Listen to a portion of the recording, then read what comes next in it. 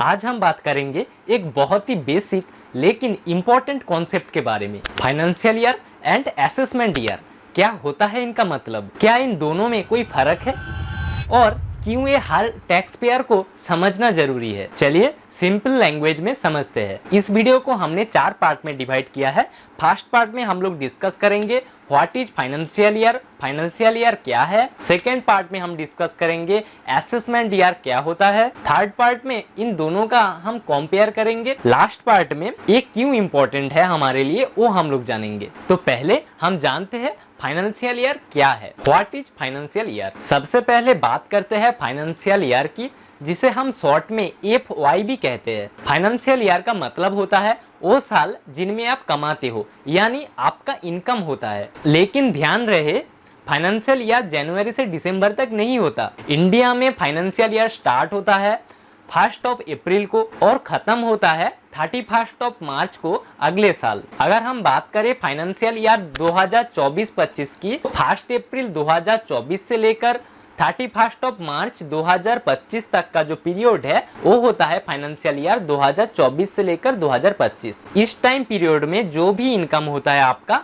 वो इस financial year में कैलकुलेट होता है। अब आता है पार्ट 2, असेसमेंट ईयर क्या है, what is assessment year. Assessment year जिसे हम शॉर्ट में AY भी बोलते हैं। असेसमेंट ईयर का मतलब होता है वो साल जिसमें आप अपनी पिछले फाइनेंशियल ईयर की इनकम गवर्नमेंट को रिपोर्ट करते हो, यानी फाइल करते हो income tax return ITR। Simple words में आप कमाते हो फाइनेंशियल ईयर में एंड उसका जो रिपोर्टिंग करते हो असेसमेंट ईयर में। अगर आप इनकम करोगे फाइनेंशियल ईयर 2024-25 में तो उस इनकम का आप रिपोर्ट करोगे, ITR फाइल करोगे असेसमेंट ईयर 2025-26 में।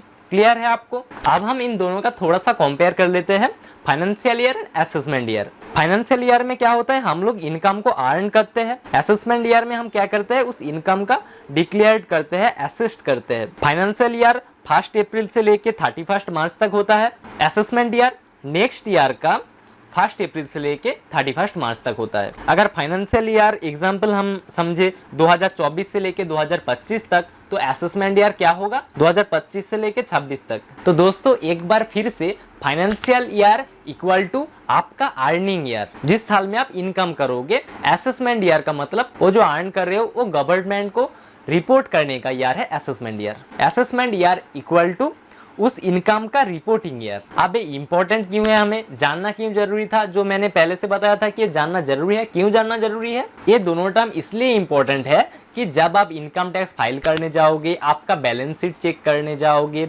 बैंक का स्टेटमेंट देखोगे, लोन का स्टेटमेंट देखोगे, इन्वेस्टमेंट डॉक्यूमेंट्स देखते हो, तो वहां पे इन 2 टर्म का जिक्र रहता है।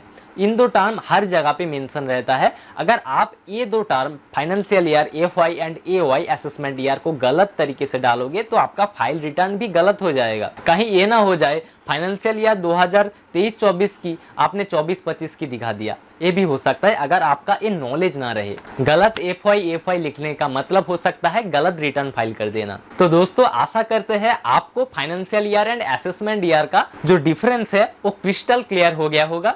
अगर आपको वीडियो पसंद आए तो वीडियो को एक लाइक कर दीजिए, चैनल को सब्सक्राइब कर दीजिए इस टाइप के और कंटेंट देखने के लिए, एंड कमेंट कीजिए आपको किस बारे में वीडियो देखना है।